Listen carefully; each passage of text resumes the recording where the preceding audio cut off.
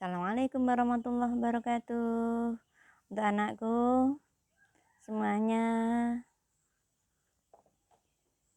baik SMA, SMK maupun MA kelas 11 dimanapun berada.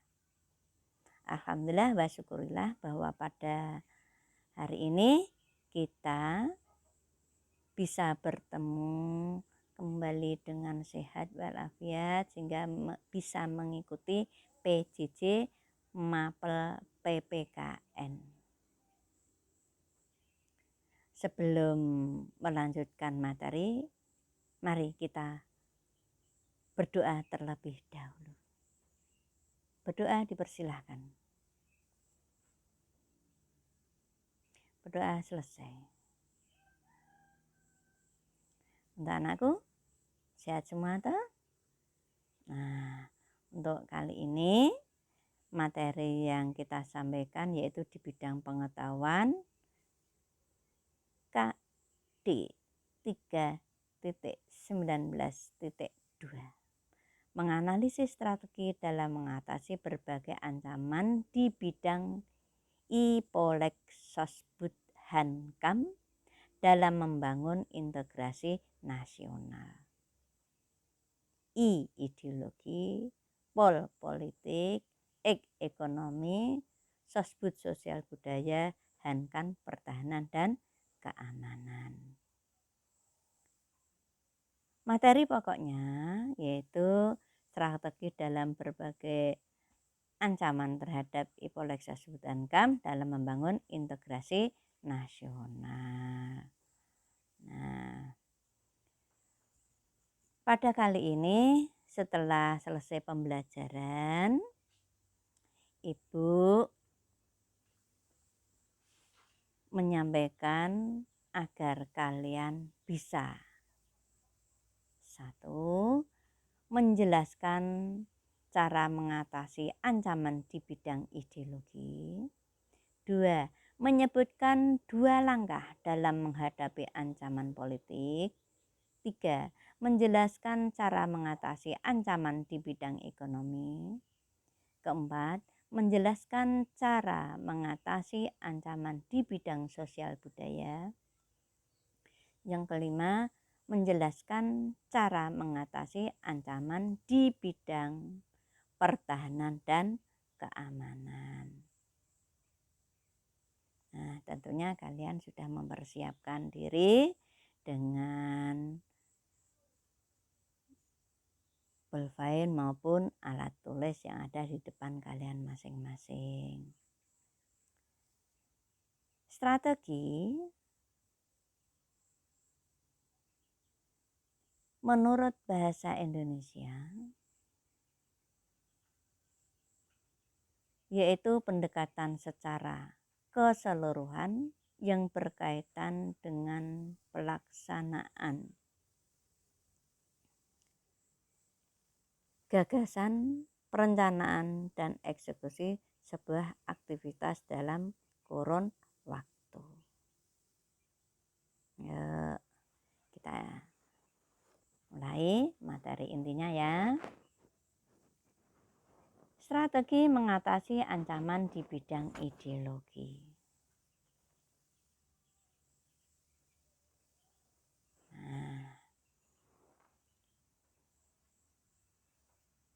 Upaya menghadapi atau menangkal ancaman berdimensi ideologi menurut PBBI 2008 yaitu melalui kebijakan dalam langkah-langkah politik yang tepat dan intensif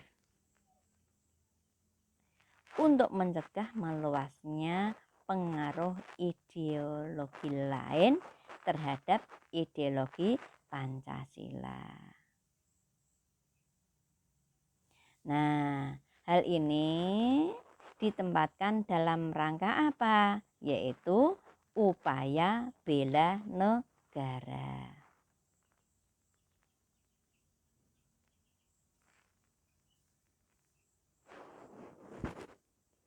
Untuk selanjutnya yaitu strategi dalam mengatasi ancaman di bidang politik. Langkah-langkah yang ditempuh dalam menghadapi ancaman berdimensi politik ini dilaksanakan melalui 2 pendekatan. Yang pertama adalah pendekatan ke dalam, yaitu apa? Pembangunan dan penataan sistem politik dalam negeri yang sehat dan dinamis dalam kerangka negara demokrasi yang menghargai pluralisme bangsa Indonesia.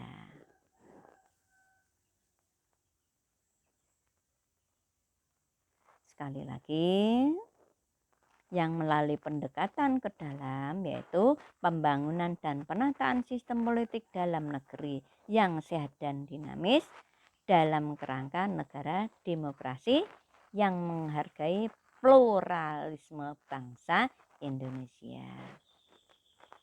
Pendekatan yang kedua dalam bidang politik yaitu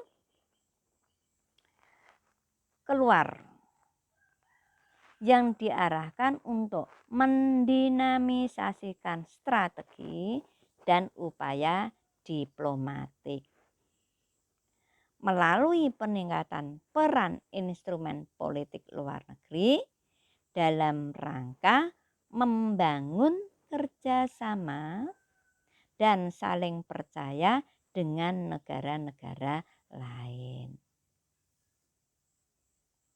Kemudian mencegah atau mengurangi potensi konflik antar negara.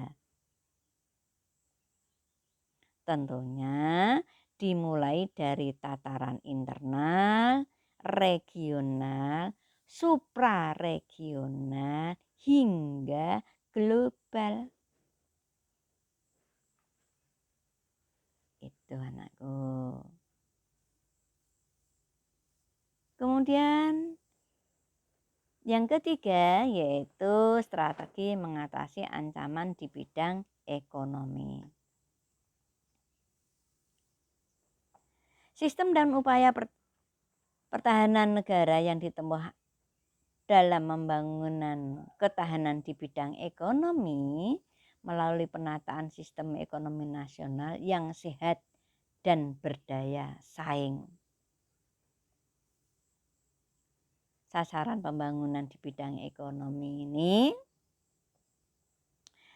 sudah cukup tinggi bagi perwujudan stabilitas nasional dalam bidang ekonomi. Hal ini ada 2 macam, yaitu yang sifatnya internal.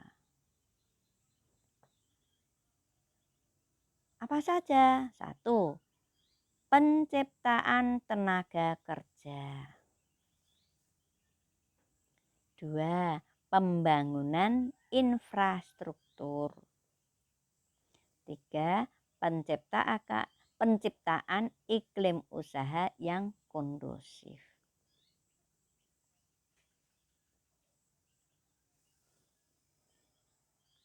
Kemudian yang melalui sistem yang kedua yaitu eksternal. Apa saja? Di antaranya membangun dan menjaga hubungan baik dengan negara-negara yang utamanya dalam tatanan ekonomi politik dunia. Membangun dan menjaga pembangunan hubungan yang baik dengan kekuatan ekonomi dunia itu sangat penting. Dalam rangka apa? Yaitu upaya peningkatan kemajuan ekonomi dalam negeri. Nah, pada COVID ini pemerintah sudah menyuplai banyak dana. Di antaranya ada dana prakerja, kemudian ada dana UKM, kemudian PKH, KIP, BSI, UGM, UPZ, dan banyak yang lainnya sehingga bisa membantu ekonomi. Untuk ini mohon sasaran dalam negara ini juga dijalankan agar roda ekonomi di Indonesia khususnya bisa meningkat. Anakku, yuk kita lanjutkan. Strategi dalam mengatasi ancaman di bidang sosial budaya. Ini dapat dibedakan baik itu ancaman dari luar maupun ancaman yang dari dalam. Yang dipicu oleh apa? Yaitu isu kemiskinan, kebodohan, keterbelakangan, ketidakadilan. Nah, ini merupakan titik pangkal segala permasalahan yang ada. Bagaimana cara mengatasinya?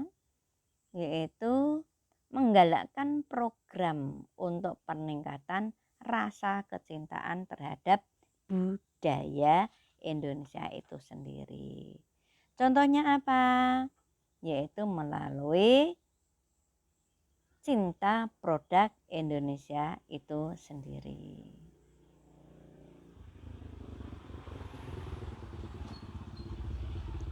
Kemudian memberi batasan terhadap media yang memberi dampak buruk terhadap bangsa.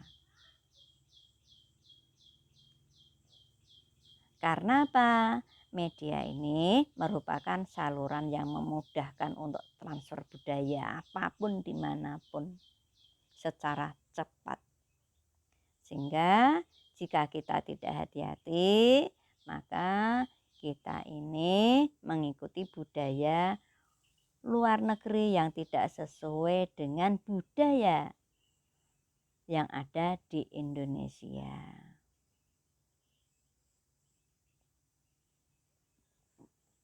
Ya, anakku, ingat budaya Indonesia ini sudah lebih bagus sesuai dengan situasi kondisi yang ada di Indonesia itu sendiri.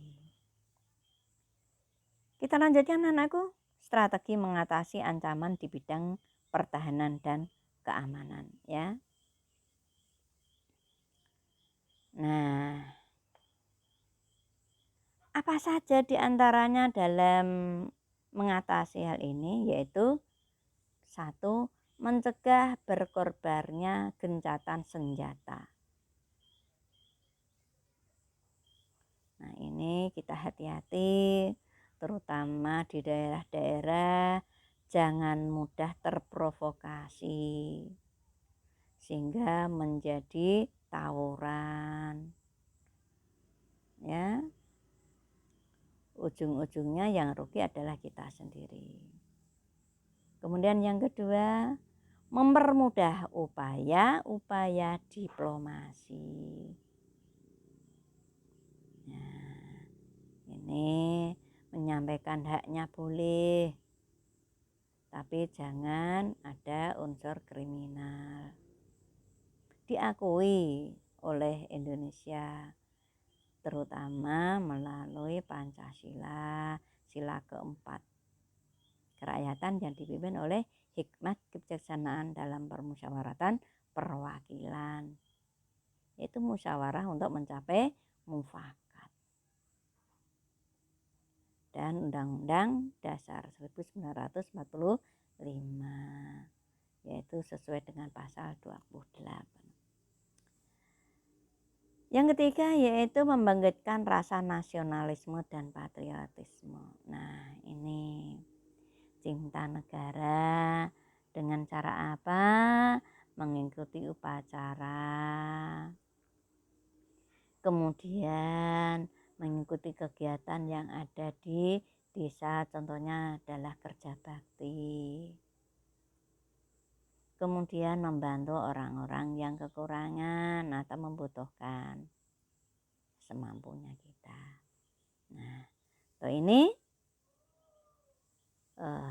materi yang Ibu sampaikan. Mudah-mudahan berkah manfaat untuk kita semuanya, dan silahkan kalian nanti setelah selesai berdoa klik di link tersebut, ada tugas maupun absensi yang ada di sana. Nah, demikian anakku. Terima kasih atas perjuangan kalian dalam mengikuti PJJ. Semoga bermanfaat, berkah.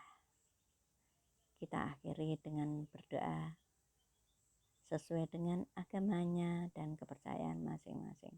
Berdoa dipersilahkan. Berdoa selesai. Nah, demikian anakku. Semoga kita bisa bertemu kembali di kesempatan lain. Wassalamualaikum warahmatullahi wabarakatuh.